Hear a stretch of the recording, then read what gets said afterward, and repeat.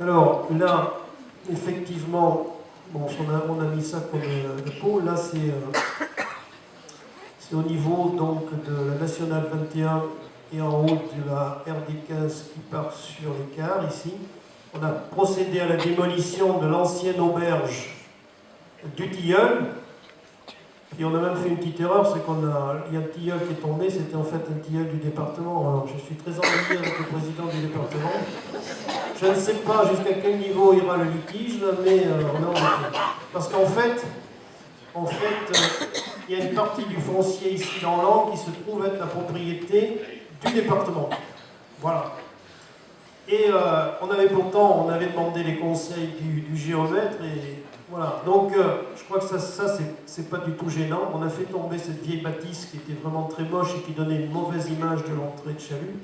Et on a déposé là aussi un permis d'aménager auprès des Bâtiments de France pour réaliser ici une petite placette sur laquelle on a l'idée d'y implanter une statue de Richard Cœur de Lion sur son cheval. Voilà. Parce que comme on est en face de la rue Chabrol qui mène au château, et que le château est en cours de négociation, il serait bienvenu de rappeler quelque part, enfin un rappel historique à Richard Cœur de Lion. Donc ça serait la placette. Il reste cet espace ici, mais qui n'est pas l'espace de la commune, mais qui est donc l'espace du département. Et l'idée, évidemment, qui est dans le pot depuis le début, mais je pense qu'on va bien sûr être d'accord sur le sujet, c'est que aujourd'hui, les poids lourds et les véhicules sont obligés de faire ça et de repartir en angle droit pour remonter sur la 21. Donc c'est un aménagement à la fois très intéressant, il va revaloriser cet endroit, et c'est surtout un aménagement de sécurité. Ça va permettre bien sûr d'arrondir ici et de repartir ici sur National. Donc en toute sécurité, donc c'est cette partie-là en fait qui est... Je crois que si, Monsieur le Président, vous avez des projets de rénovation de la RD15 pour venir ici jusqu'à Chalut, c'est effectivement la possibilité de refaire cette petite partie-là en complément, de manière à sécuriser ce carrefour. C'est ce que je voulais vous dire dernièrement. Voilà. Alors l'église de la Géra. Voilà, c'est un endroit que je connais bien sûr, mais c'est pas parce que c'est la Géra, c'est parce que c'est une église. Et que cette église, donc, jusqu'à présent, par les travaux de rénovation de toiture après la tempête, eh bien, elle a tout simplement besoin de soins. J'avais fait réaliser il y a à peu près 3 ans des diagnostics par les services de la DRAC et des Bâtiments de France. On y parlait un petit peu de péril, pas de péril imminent, mais de péril quand même.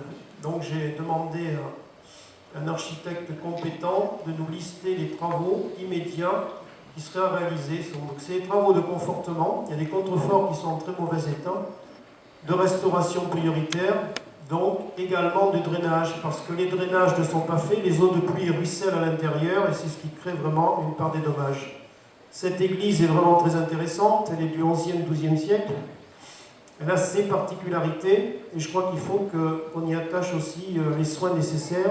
Donc en 2019, ça va être les premières parties urgentes de restauration de cette église avant de passer à une phase complémentaire de rénovation intérieure.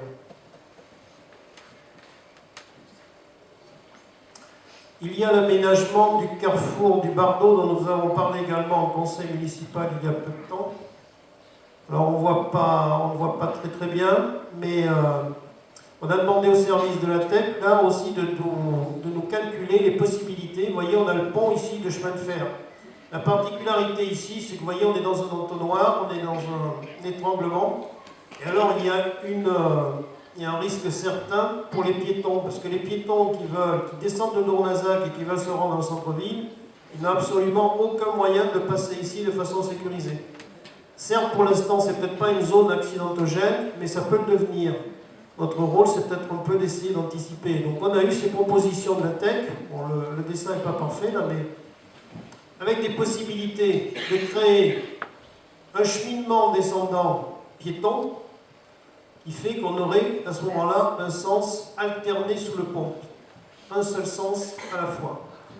Ça aurait aussi l'intérêt de supprimer les feux de trafic, parce que les feux de trafic d'ailleurs qui sont ici, sont des feux de trafic, donc on a monté un dossier aussi au service département, dans le cadre des amendes de police, ici, pour cette partie de réfection, et notamment aussi des feux. Voilà. Donc là, il y a des feux, c'est des feux très anciens, on a des pannes.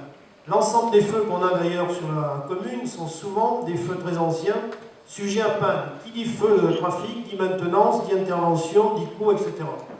Si on arrive à supprimer les feux, il n'y a plus de feu, donc il n'y a plus de coût, il n'y a plus de maintenance, c'est déjà cela. Et l'idée donc, si on veut, c'est de créer un cheminement pour les piétons, de permettre aux voitures d'accéder de façon alternée, et ça a aussi pour effet de réduire la vitesse pour ceux qui descendent, bien entendu. Voilà. Donc, on va demander à la TEC quelques compléments d'information suite au conseil municipal. Il y a des chances qu'on aboutisse sur ce projet avant que de pouvoir, après, rénover. On l'aperçoit ici, la petite parcelle qui est là, qu'on a rachetée, où il y a cet oratoire qu'on a vu tout à l'heure, avant de pouvoir également l'aménager. On veut également l'aménager, on a un projet. Il pourrait rappeler ici Saint-Jacques-de-Compostelle, puisque les marcheurs de Saint-Jacques-de-Compostelle qui viennent de Flavignac, d'ailleurs, passent par le centre-ville et remontent ici par la route de Dournazac, passeraient devant cette parcelle, et on imagine bien un rappel à Saint-Jacques-de-Compostelle.